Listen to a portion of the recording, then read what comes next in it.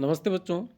राज्य स्तरीय समान परीक्षा 2024-25 के की जो अर्धवार्षिक परीक्षा आयोजित की गई थी, उस परीक्षा के प्रश्न पत्र के दूसरे भाग के साथ आपके समक्ष आज हम उपस्थित हो रहे हैं।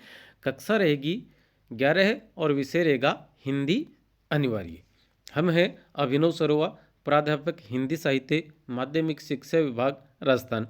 और एक निवेदन है कि चैनल को सब्सक्राइब कर लीजिएगा ताकि भविष्य में आने वाले आपकी कक्षा से संबंधित और अगले साल आपकी कक्षा से संबंधित जो भी वीडियो आए उनकी सूचना आप तक समय पर पहुंच जाए।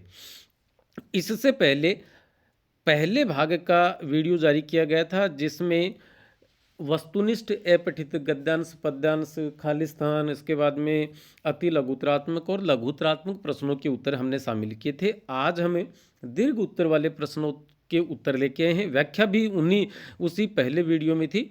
अब हम दूसरा वीडियो लेकर आए हैं। उस वीडियो के साथ आपके सारे के सारे प्रश्नों के हल यहाँ पर दिए गए हैं।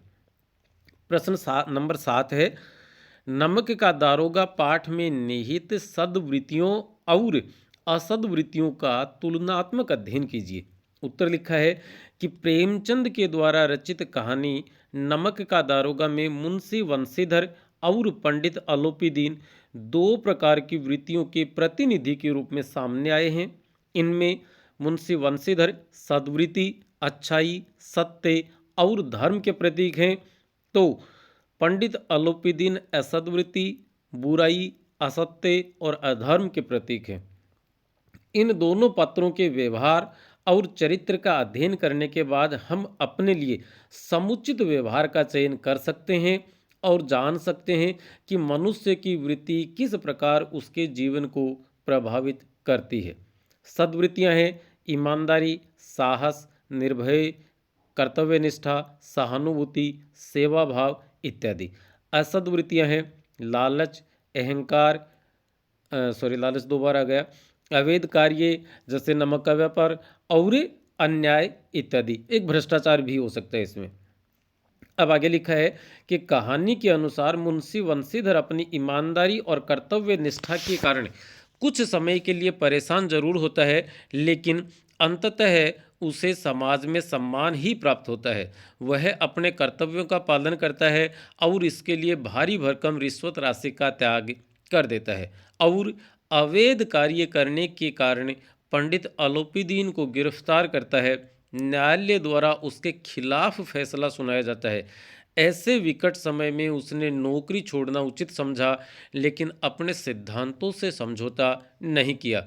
वहीं दूसरी तरफ पंडित अलोपीदीन और न्यायालय के वकील और न्यायाधीश रिश्वत लेकर अन्यायपूर्ण फैसला सुनाते हैं।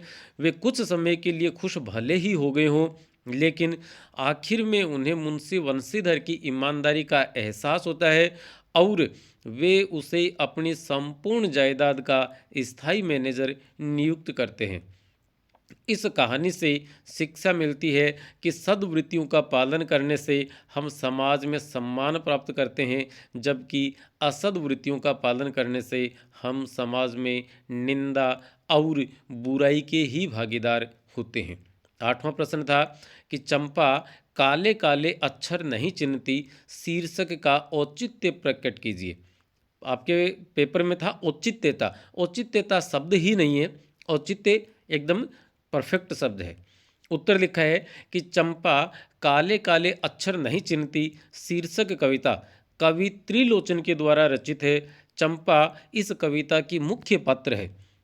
यह कविता चंपा और उसके जैसी अनगिनत निरक्षर लड़कियों की स्थिति को दर्शाती है।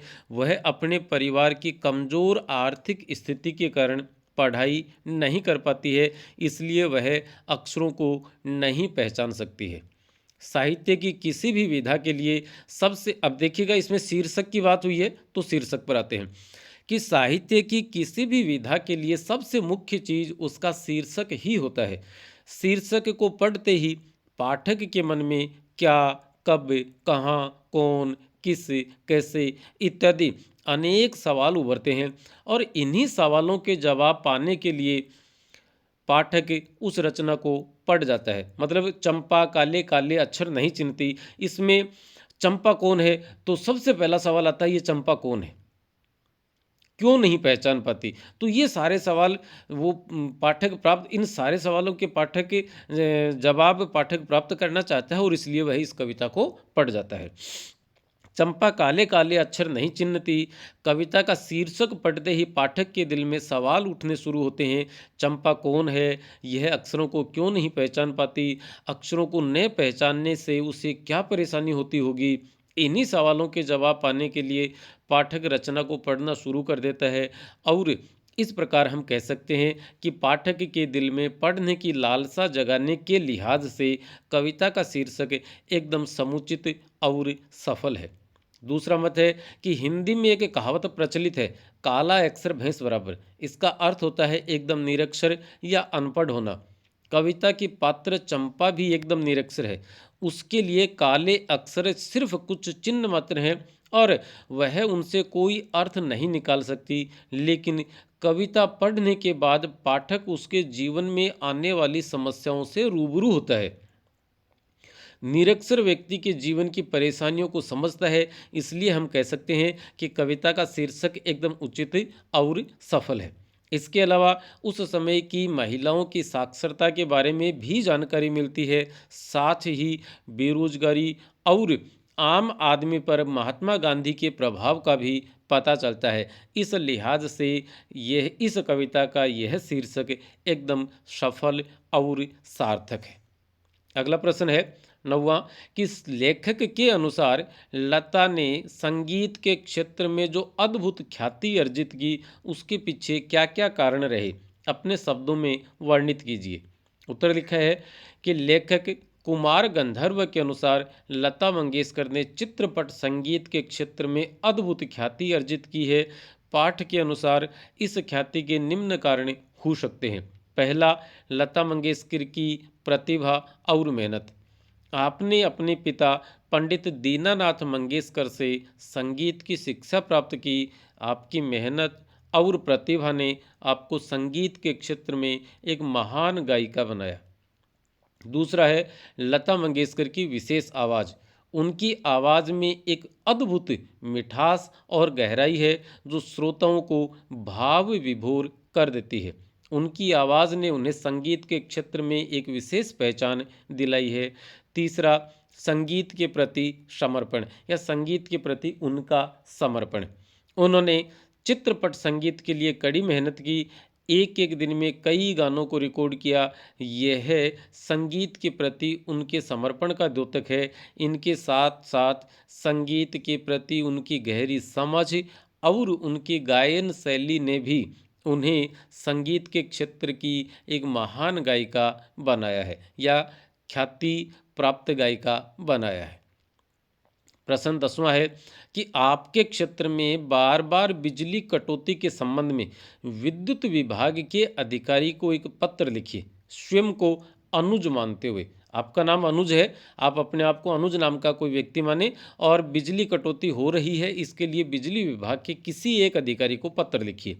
तो हम उत्तर लिख रहे हैं कि सेवा में श्रीमान सहायक अभियंता ग्रिड सब स्टेशन मलसीसर, जिसको GSS बोलते हैं। विषय है बार बार बिजली कटौती से होने वाली परेशानी के संबंध में। महोदय, उक्त विषयांतर्गत निवेदन है कि पिछले कुछ दिनों से हमारे क्षेत्र में बिजली कटौती की समस्या बहुत बढ़ गई है। बिजली कटौती के कारण क्षेत्र के निवासियों को बहुत परेशानी होती है। वर्तमान में स्कूलों में अर्धवार्षिक परीक्षाएं चल रही हैं, बच्चों को पढ़ाई करनी होती है और उसी समय अमूमन बिजली कटौती की जा रही है। इससे उनकी पढ़ाई बाधित होती है। इसके अलावा लोगों के अन्य काम भी बाधित होते हैं। मैं स्थानीय निवासी और बिजली कटौती पीड़ित होने के नाते आपसे अनुरोध करता हूं कि आप इस समस्या का समाधान निकालें और हमारे क्षेत्र में बिजली कटौती की समस्या को दूर करें। हम क्षेत्रवासी आपके आभारी रहेंगे। भवदीय अनुज, गांव मलसीसर। आप अपने गांव का नाम लिख सकते हैं, लेकिन नाम यहाँ पर आपको अनुज ही लिखना पड़ेगा। प्रश्न 11वां है कि बढ़ता सांप्रदायिक अलगाव देश के लिए विकट समस्या पर एक संपादकीय लेख लिखिए। उत्तर लिखा है, पहले टाइटल लिख दिया कि बढ़ता सांप्रदायिक अलगाव देश के लिए विकट समस्या। उत्तर लिखेंगे कि विविधता में एकता हमारे देश की खास पहचान है, जो कि आज सांप्रदायिक अलगाव की समस्या से जूझ रहा है। यह समस्या न केवल हमारे समाज की एकता और अखंडता को कमज़ोर कर रही है, बल्कि देश के विकास और प्रगति में भी बाधा उत्पन्न कर रही है। सांप्रदायिकता की जड़ें हमारे समाज में बहुत गहरी हैं। यह समस्या न केवल धार्मिक और जातिगत भेदभाव से उत्पन्न होती है, बल्कि राजनीतिक और आर्थिक कारणों से भी बढ़ती है। जब भी कोई राजनीतिक दल अपने स्वार्थ के लिए धार्मिक भावनाओं को भड़काते हैं, तो समाज में तनाव और विभाजन बढ़ता है। इस समस्या का समाधान निकालने के लिए हमें अपने समाज में एकता और भाईचारे की भावना को बढ़ावा देना होगा। हमें अपने बच्चों को सहिष्णुता और एकता की शिक्षा देनी होगी, ताकि वे बड़े होकर एक सामाजिक और सांप्रदायिक रूप से सौहार्दपूर्ण समाज का निर्माण कर सकें। इसके अलावा राजनेताओं का भी नैतिक कर्तव्य होना चाहिए कि वे सांप्रदायिक मुद्दों का उपयोग न करें और समाज में एकता और अखंडता को बढ़ावा देने के लिए काम करें। अंत में, बढ़ते सांप्रदायिक अलगाव की समस्या का समाधान हमारी शिक्षण व्यवस्था में निहित है। हमें ऐसा पाठ्यक्रम तैयार करना चाहिए जिससे हमारे बच्चों में सांप्रदायिक आधार पर एकता, सहिष्णुता और भाईचारे की भावना को बढ़ावा मिल सके। हमें अपने बच्चों को सही शिक्षा देनी होगी और राजनेताओं से अपेक्षा करनी चाहिए कि वे स्वार्थ के लिए समाज में एकता और अखंडता को बढ़ावा देने के लिए काम न करें। सॉरी, समाज में स्वार्थ के लिए एकता और अखंडता को बढ़ावा देने के काम न करें। यहाँ पर न आएगा, सॉरी माफ़ कीजिएगा, यहाँ काम न करें। इसी में देश की प्रगति और विकास की राह छुपी हुई है। अगला प्रश्न है कि आपके विद्यालय में कैरियर डे का आयोजन किया गया, इस विषय पर एक प्रतिवेदन तैयार कीजिए। हालांकि हम बताएं आपको कि संपादकीय है, कार्यालय पत्र है, प्रतिवेदन है, बायोडाटा है, जिसे हम स्ववृत्त लेखन कहते हैं। ये तमाम चीज़ों की वीडियो हमारे इसी चैनल पर आपको मिलेंगे, तो आप यहाँ से देख सकते हैं। उत्तर लिखेंगे, आप विद्यालय का नाम लिख दीजिए ऊपर कि राजकीय उच्च माध्यमिक विद्यालय, अपने विद्यालय का नाम, नीचे टाइटल लिखें प्रतिवेदन, और फिर शुरू करें कि स्थानीय विद्यालय में, स्थानीय का मतलब जो नाम ऊपर दिया गया है, में कैरियर डे का आयोजन किया गया, जिसका उद्देश्य बच्चों को उनके कैरियर के विषय में जानकारी प्रदान करना था। इस आयोजन में विभिन्न क्षेत्रों के विशेषज्ञों ने भाग लिया और छात्रों को उनके कैरियर के विकल्पों के बारे में जानकारी दी। कार्यक्रम की शुरुआत विद्यालय के प्राचार्य द्वारा दिए गए स्वागत भाषण से हुई। इसके बाद विभिन्न क्षेत्रों के विशेषज्ञों ने अपने अनुभव और ज्ञान को साझा किया।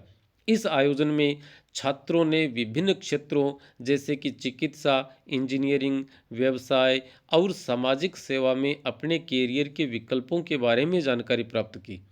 विशेषज्ञों ने छात्रों को उनके कैरियर के लक्ष्यों को प्राप्त करने के लिए आवश्यक कौशल, न्यूनतम योग्यता और शिक्षा के बारे में जानकारी दी। इस आयोजन का मुख्य उद्देश्य छात्रों को उनके कैरियर के बारे में जानकारी प्रदान करना था, ताकि वे अपने लक्ष्यों को प्राप्त करने के लिए नियोजित रूप से तैयारी कर सकें। इस आयोजन ने छात्रों को अपने कैरियर के विकल्पों के बारे में जानकारी प्राप्त करने और अपने कैरियर के बारे में सोचने का अवसर प्रदान किया। इस आयोजन की सफलता के लिए हम अपने विद्यालय के प्रधानाचार्य, शिक्षकों और विशेषज्ञों को धन्यवाद देते हैं। हमें उम्मीद है कि इस आयोजन ने छात्रों को उनके कैरियर के बारे में जानकारी प्रदान करने में मदद की होगी। तो आज की इस वीडियो में फ़िलहाल इतना ही है। आपका एक प्रश्न शेष रह गया नंबर 13 का, जिसमें कि निबंध लिखवाया गया था। तो आप निबंध अपने टीचर महोदय की सहायता से लिख सकते हैं। यदि आप नहीं लिख पा रहे हैं तो इसी वीडियो के कमेंट बॉक्स में आप जो भी निबंध लिखना चाहते हैं उसका टाइटल लिख दीजिए, ताकि हम उसके लिए भी एक वीडियो बनाकर आपके समक्ष से प्रस्तुत कर देंगे। चलिए आज की इस वीडियो में इतना ही। धन्यवाद।